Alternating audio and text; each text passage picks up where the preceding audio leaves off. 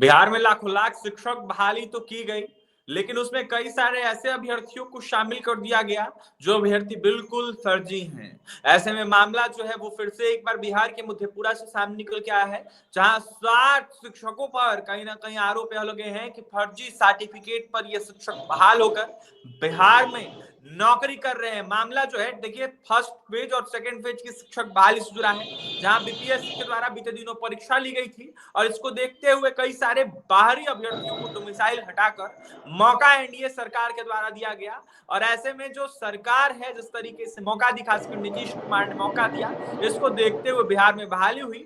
और ऐसे में जो बहाली हुई उसमें कई सारे फर्जी अभ्यर्थी घुस गए। फिलहाल जांचें जारी है और 60 अभ्यर्थियों पर देखिए कार्रवाई हुई है। इसके साथ ही थर्ड फेज की बहाली से जुड़ा भी कई तरह का मामला सामने निकल के आ रहा है। हमारे साथ बात करने के लिए छात्र नेता सौरभ जुड़े की बात करें। सौरभ, बहुत बहुत स्वागत है हमारे चैनल में।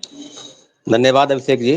सौरभ, कैसे देख रहे हैं जो मामला अभी सामने निकल के आया है TRE 1 और TRE 2 से जुड़ा, जहां बड़ी खबर आ रही है 60 अभ्यर्थियों को पकड़ा गया है मधेपुरा से। अभिषेक जी, काफी गंभीरता के साथ और पूरे हम लोग तो पहले से ही कह रहे हैं कि बीपीएससी और शिक्षा विभाग ने जिस प्रकार से बहाली निकाली उसमें बिना डॉक्यूमेंट का वेरिफिकेशन किए हुए आपने लोगों को नियुक्ति प्रमाण पत्र दिया, तो उसी का तो एक उदाहरण है कि मधेपुरा तो 60 लोग आप समझ रहे हैं कि किसी भी जिले में अगर 500 लोग बहाल हैं, अगर 1000 लोग बहाल है, जिसमें से कहा जाए तो 500 लोग फर्जी ही हैं। तो हम तो कह ही रहे हैं कि 60% से 70% ऐसे लोग हैं जिनके पास सीटेट की फर्जी फर्जी डिग्री, डोमिसाइल फर्जी डिग्री। अब बताइए ना, दिव्यांगता प्रमाण पत्र हम तो कह रहे थे पहले से कि जो भी प्रमाण पत्र है उसका किसी भी पीएमसीएच, नालंदा मेडिकल कॉलेज या जो भी सरकार जो भी मेडिकल कॉलेज बताए उसमें वो जांच करा के तब उसको जी रिव्यू करे। लेकिन यहाँ पर तो है कि आनन फानन में बहाली निकाली गई। अभी देखिए दरभंगा के जिला शिक्षा पदाधिकारी को भ्रष्टाचार के आरोप में निलंबित किया गया है। तो हम लोग तो कह ही रहे हैं छठे चरण में बहाल हुए फर्जी बहाली, कोर्ट के आदेश के बाद भी जो है लोग नौकरी कर रहे हैं। यहाँ जी TRE 1 और TRE 2 में लगभग 6 महीना साल भर से लोग नौकरी कर रहे हैं, वेतन उठा रहे हैं। तो जी बहाली की प्रक्रिया में जो विरोधाभास था उसी के चलते आज हुआ है कि मधेपुरा ही तो एक मधेपुरा क्या कोई जिला बाकी नहीं है अभिषेक जी। जी और आप लोग के पास भी कई खबरें छन के जाती है जिला शिक्षा बिल्कुल। पदाधिकारी के स्तर से। तो सीटेट में 60% नंबर लाने हैं किसी दूसरे स्टेट के लोगों को, उसमें जी 88 89 नंबर, 84 85, कोई जांच जांच हुआ ही नहीं। जी जांच के नाम पर सिर्फ खेल था कि हम जो है बीपीएससी के साइट पर जो वाटर मार्क सर्टिफिकेट है उसी को जी हम वेरीफाई करेंगे और फिर नियुक्ति प्रमाण पत्र देंगे। जाहिर सी बात है कि जो अनियमितता बरती गई उसी के परिणाम स्वरूप आज जो है कहीं 60 कहीं 100, नालंदा में तो 300 शिक्षक अभ्यर्थी फरार चल रहे हैं, तो शिक्षक जी हैं जो नवनियुक्त शिक्षक हैं।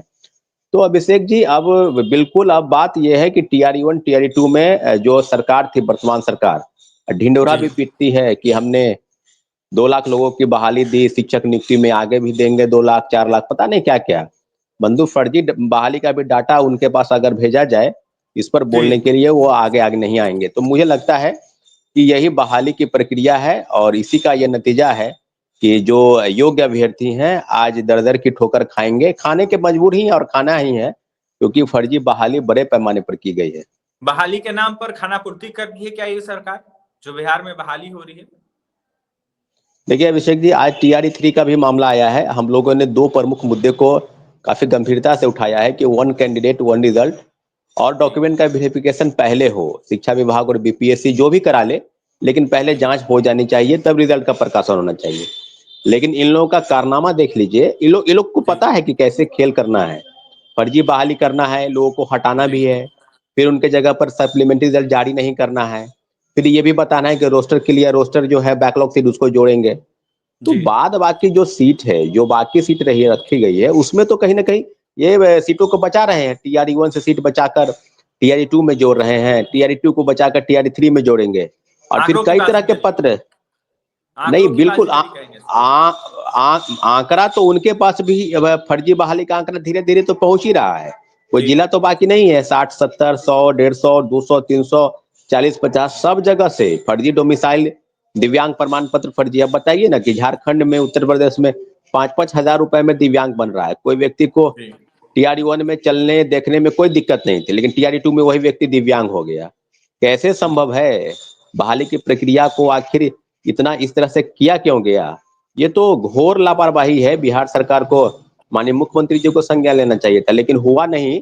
इस तरह की चीजें जो है लगातार चल रही थी। तो जी अभिषेक जी, बहुत ही घोर निराशा है अभ्यर्थियों में कि आज कोर्ट कचहरी का भी चक्कर लगा रहे हैं, परंतु कोई सफलता उनको हाथ नहीं मिल रही है। तो बहाली की प्रक्रिया में परिवर्तन करना चाहिए था, लेकिन इन लोगों ने जो देरी की है, जो गलती की है, उसी का नतीजा है कि आज बड़े पैमाने पर फर्जी शिक्षक, और जिनके नाम पर सरकार कहती है कि हम बिहार की शिक्षा व्यवस्था को बदलेंगे, इसमें जी कोई शक नहीं कि ऐसे ऐसे फर्जी शिक्षक से बिहार की शिक्षा व्यवस्था कतई नहीं बदल सकती है, बल्कि और विध्वंस और गलत रास्ते पर चली जाएगी। टीआरई 3 की चर्चा करते हैं सौरभ। हम टीआरई 3 को लेकर देखिए ईडब्ल्यूएस और तमाम अनेक जो आरक्षण का मामला है ये चल रहा है। कैसे देख रहे हैं ईडब्ल्यूएस और बीसी 1 को लेकर जो खबरें चल रही हैं इन दिनों सोशल मीडिया पे? अभिषेक जी, टीआरए 3 में जो 87,000 पद थे, उसमें कहीं न कहीं रोस्टर जब क्लियर होकर आया कि जो जिला शिक्षा पदाधिकारी के स्तर से थे, उसमें 1 टू 5 और 6 टू 8 का अभी तक रोस्टर क्लियर भी हुआ है और उनका रिजल्ट भी आ गया है। लेकिन कहीं न कहीं 6,000 पदों की कटौती की गई। तो आखिर कैसे रोस्टर क्लियर में पद घट जाते हैं? ये बात तो बीपीएससी और शिक्षा विभाग को बताना चाहिए कि जब पद हैं और सीट खाली है, तो घट कैसे जाते हैं? तो 87,000 पद में भी अभी अभी 1 टू 5 और 6 टू 8 में 6,000 पद घट गए। 9, 10th और 11, 12 में अभी रोस्टर क्लियर नहीं हुआ है। तो अभिषेक जी, जो ईडब्ल्यूएस के छात्र हैं, जिनको 10% आरक्षण मिलना चाहिए था, तो रोस्टर क्लियर के बाद उनको लगभग 4% के आसपास उनको आरक्षण का लाभ मिला है। तो ये तो सीधे-सीधे माननीय उच्चतम न्यायालय के फैसले का अवहेलना कह सकते हैं आप। इसने आर्थिक रूप से पिछड़े लोगों को 10% आरक्षण दिया। वहीं ईडब्ल्यूएस में जो बीसी बैकवर्ड क्लास, जिसमें जो क्रीमी लेयर है, उसमें 2 तरह के सेंट्रल वाले जो क्रीमी लेयर है, नॉन क्रीमी लेयर, उसमें बिहार के 2 कैटेगरी बीसी 1 और बीसी 2, इन दोनों के पदों की कटौती की गई है। तो कहीं न कहीं अभ्यर्थियों के मन में तो असंतोष है ही। शिक्षक अभ्यर्थी जो हैं, उनके मन में कि आखिर रोस्टर क्लियर में पद कैसे घट जाते हैं।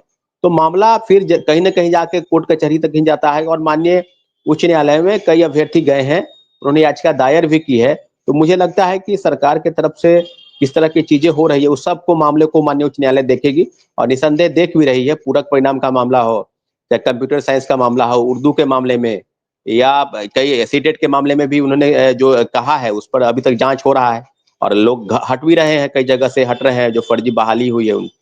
मुझे लगता है कि सरकार को बहाली में थोड़ा विलंब करना चाहिए था। मेरे कहने का मतलब सर्टिफिकेट वेरिफिकेशन को लेकर थोड़ा उस पर जांच पड़ताल करके तब लोगों को बहाल करना चाहिए। लेकिन इन्होंने जिस प्रकार से बहाली प्रक्रिया निकाली, उसी का नतीजा है कि आज टीआरई 1 और टीआरई 2 दोनों में पेपर लीक हुए। टीआरई 2 और टीआरई 3 दोनों में पेपर लीक हुए। तो ये तो आर्थिक अपराध इकाई खुद कह रही है।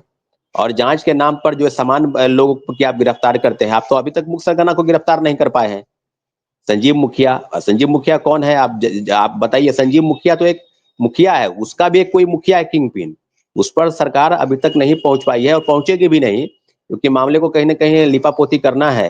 तो टीआरई 1 का भी अगर जांच हो जाता है अभिषेक जी, तो मुझे लगता है कि इसमें पेपर लीक थे, क्योंकि बड़े पैमाने पर लोगों के पास प्रश्न पत्र मुहैया कराए गए होंगे। अगर आर्थिक अपराध इकाई आप ही की जांच एजेंसी है, हम लोग को तो जानकारी भी नहीं था कि टीआरई 2 का पेपर लीक हुआ है। और टीआरई 3 का पेपर लीक हुआ, सबसे पहले हमने ही बताया था कि हजारीबाग के इचाक से 300 लोगों की गिरफ्तारी हुई है और पूरी तरीके से काफी गंभीर विषय है पेपर लीक पर। तो सरकार यही सब अपना ढिंडोरा पीटती है, पेपर लीक पर तो कुछ कहना नहीं है उनको। बिल्कुल। बस सिर्फ अपना बाप वही लूटती है कि हमने 2 लाख लोगों को नौकरी दी है, लेकिन पेपर लीक पर कोई सवाल अगर करेंगे तो उसका जवाब वो नहीं दे पाएंगे, क्योंकि लगातार बिहार में पेपर लीक हो रहा है। जाने से पहले क्या संदेश देंगे, क्या मांग करेंगे छात्र हित में, अभ्यर्थियों के हित में सौरभ? देखिए, अभी जो मामला चल रहा है उसमें हम लोग बार-बार कह रहे हैं कि टीआरई 3 में जो रोस्टर क्लियर हुआ, उसके बाद रिजल्ट के प्रकाशन में सीट की कटौती न की जाए। सीट में जो बहाली है, जितने सीट की पदे हैं, 87,000 पद, सभी पदों पर भरा जाए और 1 कैंडिडेट 1 रिजल्ट, क्योंकि कहीं से कोई भी सीट खाली नहीं रख दी जाए। इसका ख्याल बीपीएससी और शिक्षा विभाग निकाले। लेकिन एक और बहुत महत्वपूर्ण विषय है अभिषेक जी, आप ही के चैनल के माध्यम से सारे लोगों को, क्योंकि एनसीएल और ईडब्ल्यूएस का जो विवाद है, जिसको लेकर लगातार जो सीएसबीसी है, केंद्रीय पुलिस चयन पर्षद, वो कह रही है कि हमको 2022 और 23 का जो एनसीएल और ईडब्ल्यूएस है वो सर्टिफिकेट चाहिए। तो भाई आप तो चाहते ही है ना कि सीट को बचा लिए। 21,000 पद है, उसमें मुझे लगता है कि 90% ऐसे लोग होंगे जिनको जिनके पास एनसीएल ईडब्ल्यूएस का सर्टिफिकेट नहीं है। तो अभी का आप वर्तमान का ले लीजिए, करंट का ले लीजिए, इसमें दिक्कत क्या है? लेकिन आपको तो छाँटना है, आपको तो सीट बचानी है। तो इस मामले में बिहार विधानसभा का सत्र चल रहा है। मुझे लगता है कि विपक्ष के नेताओं ने काफ़ी गंभीरता से इस मामले को भी उठाया है। तो छात्र अभ्यर्थी लगातार गर्दनीबाग धरना स्थल पर बैठे हैं और 1 तारीख से एक बहुत बड़ा प्रोटेस्ट आपको देखने को मिलेगा, क्योंकि अभी तक कोई संज्ञानता सीएसबीसी की तरफ से नहीं आया है। मुझे लगता है कि लाखों 1 लाख से ज़्यादा अभ्यर्थी जो हैं, वो फील्ड में जो है अपने शारीरिक अभ्यस्तता जो है उसके लिए तैयारी कर रहे हैं। लेकिन मन में कहीं न कहीं उनके पास एक चल रहा है कि हमारे पास ईडब्ल्यूएस और एनसीएल का सर्टिफिकेट नहीं है। तो ये बहुत बड़ा मामला है, इसको हल किए जाने की ज़रूरत है और मुझे लगता है कि माननीय मुख्यमंत्री जी की तरफ से एक संज्ञान सीएसबीसी अभी तक संज्ञान नहीं लेगी, तो 1 जी। तारीख के बाद आपको बहुत बड़ा प्रोटेस्ट फिर से आपको दिखाई देगा पटना की देखिए, सड़कों 1 पर। तारीख के बाद बड़ा प्रोटेस्ट पटना में दिखाई देगा। मामला जो है सिपाही भर्ती का है। इसके साथ ही टीआरई 1 और टीआरई 2 को लेकर बड़ा खुलासा कर रहे थे छात्र नेता सौरभ, यह आरोप लगा रहे थे कि पूरे तरीके से धांधली हुई है। ऐसे में सरकार जो कर रही है, जो विभाग कर रहा है, बिल्कुल उचित नहीं है। फर्जियों को बहाल करवाया जाता है। फर्जी दिव्यांग सर्टिफिकेट से लेकर तमाम अनेक जो बाहरी अभ्यर्थी हैं, जो बाहर राज्य से आते हैं, उनके द्वारा फर्जी सर्टिफिकेट बनवाकर कहीं न कहीं बिहार में बहाली ले ली गई है और ऐसे में जो योग्य अभ्यर्थी हैं उनके साथ जाति की गई है, बिल्कुल उचित नहीं है। सरकार को इसको देखते हुए संज्ञान में इस विषय को लेते हुए कहीं ना कहीं कार्रवाई करनी चाहिए। तो वहीं जल्द से जल्द फर्जियों पर कार्रवाई करते हुए इन फर्जियों को बाहर करना चाहिए। छात्र सौरभ ने यह साफ कहा है कि जिस तरीके से बिहार में बहाली हो रही है, बिल्कुल जिस तरीके से हो रही है, छात्र हित में नहीं हो रही, क्योंकि बहाली तो होती है लेकिन इसमें घोटाले और फर्जीवाड़े काफी ज्यादा होते हैं। फिलहाल सौरभ को सुन रहे थे, एनसीएल का मुद्दा हो या फिर ईडब्ल्यूएस सर्टिफिकेट का मुद्दा हो, तमाम अनेक मुद्दों को लेकर अपनी बातें रख रहे थे। वहीं क्या कुछ कहते हैं आपने सुना है, और भी तमाम खबरों के लिए बने रहे हमारे साथ इस वीडियो में। इस वीडियो को ज्यादा से ज्यादा शेयर करें। बहुत बहुत धन्यवाद।